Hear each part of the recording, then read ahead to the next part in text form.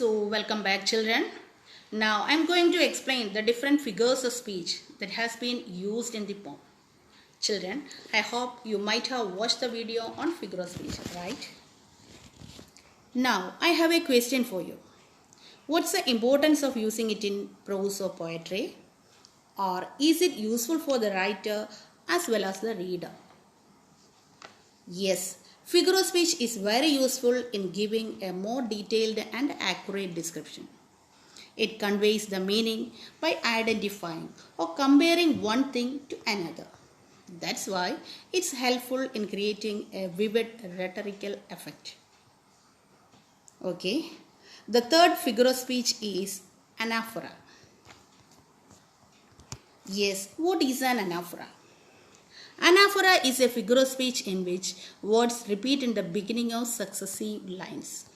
Here, Frost provides an example in the first stanza itself. Okay, let's have a look at the first stanza. See the highlighted words. Which word is repeated? Yes, the word and is repeated in the beginning of 3 successive lines. That's anaphora. Okay, let's see another one. It's alliteration. Let me explain what is alliteration. Alliteration is a term to describe a literary device in which a series of words begin with the same consonant sound. I'll give you a classic example for alliteration, a well-known tongue twister. She sells seashells by the seashore. Which consonant sound is repeated, children? Yes, you are right. Yes is repeated. The sound S is repeated. The letter S is repeated. Just see, where does it fall in our poem? In the second and the third stanzas. Have you seen the highlighted words, children? Wanted where? The letter W is repeated there. I'll give you one more example.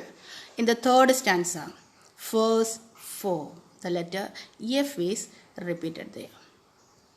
Is it clear, children? Okay, let's move to the last figure of speech. The last one is repetition. You know what is repetition.